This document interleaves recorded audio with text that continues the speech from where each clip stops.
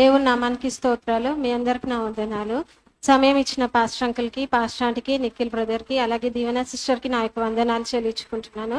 Last 2 weeks back నా కుమారుడికి బాగా స్టమక్ పెయిన్ వస్తే నేను నార్మల్గా స్టమక్ పెయిన్ ఏమో అనుకొని 2 days అలాగే సిరప్లు కంటిన్యూ చేశాను. కానీ 3rd day రోజు ఫుల్ విపరీతమైన కడుపు నొప్పి వచ్చినప్పుడు సాయంకాలము హాస్పిటల్ తీసుకెళ్ళిన తర్వాతకి డాక్టర్ చెక్ చేసి స్కానింగ్ చేపియండి అమ్మా అన్నప్పుడు స్కానింగ్ చేసినప్పుడు అపెండిసైటిస్ అని చెప్పారు.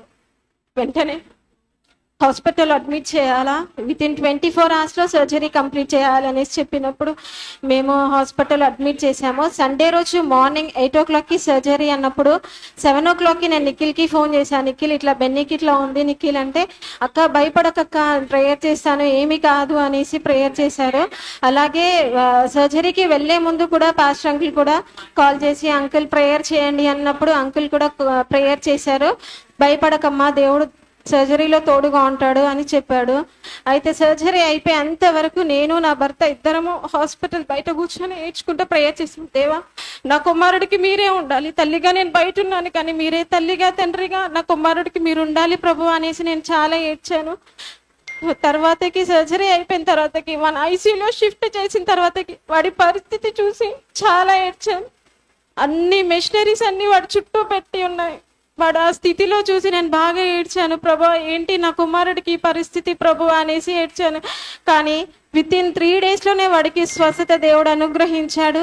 3 daysలో మేము డిశ్చార్జ్ అయ్యి ఇంటికి వచ్చాము. లాస్ట్ మండే రోజు స్టిచెస్ కూడా తీపిచ్చాడు. ఇప్పుడు వాడు సంపూర్ణ ఆరోగ్యంతో ఉన్నాడు. దేవుడు సంపూర్ణమైన స్వస్థత నా కుమారుడికి అనుగ్రహించినందుకు దేవాది దేవునికి మొదటికి వందనాలు చెల్లించుకుంటున్నాను. నా కుమారుడి కోసం ప్రేయర్ చేసిన మీ అందరికీ, అలాగే ఆత్మీయ తల్లిదండ్రుల కుటుంబానికి కూడా నా యొక్క వందనాలు చెల్లించుకుంటూ, నా కోసము, నా కుమారుడి కోసం, నా పిల్లల కోసం, నా భర్త కోసం మీరందరూ ప్రార్థన చేయమని కోర్చు. నా ఈ కొద్ది సాక్ష్యాన్ని దేవుడు దీవించి ఆశీర్వదించింది. గట్టిగా చప్పట్లు కొడదాం. హల్లెలూయా. నీతిమంతులను వారి పిల్లలని దేవుడు విడిచిపెట్టాడు. అట్లనే ఈరోజు నెల మొదటి ఆదివారం దేవుడు వారిని కుమారుని బాగు చేసినందుకు అందరికీ ఈరోజు అందరికీ భోజనం వారే సిద్ధపరుస్తూ ఉన్నారు.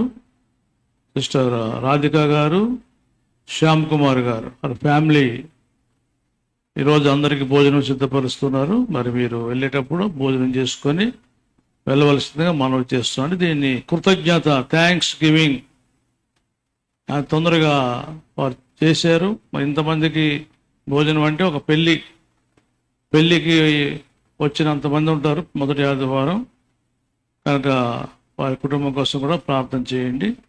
దేవుడు దీవించారు.